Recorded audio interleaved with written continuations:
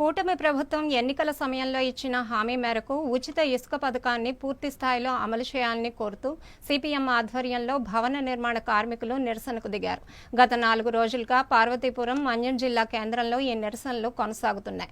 ఆందోళనలో భాగంగా శుక్రవారం ఉచిత ఇసుక అందజేయాలని ట్రాక్టర్ యజమానులు, భవన నిర్మాణ కార్మికులు ట్రాక్టర్లతో ర్యాలీ నిర్వహించి నిరసన వ్యక్తం చేశారు.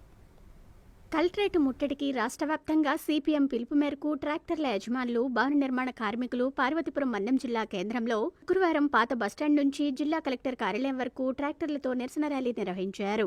ఈ సందర్భంగా పార్వతీపురం సిపిఎం జిల్లా కార్యదర్శి రెడ్డి వేణు మాట్లాడుతూ, దాదాపు ఇసుక కోసం 2 వైపులా 280 కిలోమీటర్ల దూరంలో మన్యం జిల్లా శివారు ప్రాంతమైన బామిని వెళ్లాల్సి వస్తుందని అన్నారు. బామినిలో ఇసుక నిల్వలు ఏర్పాటు చేయడం వల్ల తమకు గిట్టుబాటు కావటం లేదని, ఏదైనా కూటమి ప్రభుత్వం గత ప్రభుత్వం కన్నా ఉచితంగా ఇసుక సరఫరా చేసి సామాన్యులకు సైతం ఇసుకను అందుబాటులోకి తెస్తామని ఇచ్చిన హామీ నిలబెట్టుకోవాలన్నారు. తక్షణమే స్థానికంగా ఇసుక నిల్వలు ఏర్పాటు చేసి కొనుగోలుదారులకు రవాణా ఖర్చుతో కలిపి సరసమైన ధరలకే ఇసుక అందుబాటులోకి తెచ్చే విధంగా ప్రభుత్వం అధికార యంత్రాంగం చర్యలు చేపట్టాలన్నారు. ఇసుక అందుబాటులో లేని కారణంగా ట్రాక్టర్ యజమానులు, అటు భవన నిర్మాణ కార్మికులు ఉపాధి లేక ఇబ్బందులు ఎదుర్కోవాల్సి వస్తుందని ఆవేదన వ్యక్తం చేశారు. అనంతరం జిల్లా కలెక్టరేట్లో ఉన్న జిల్లా రెవెన్యూ అధికారి కేశవనాయుడికి వినతిపత్రం అందజేశారు.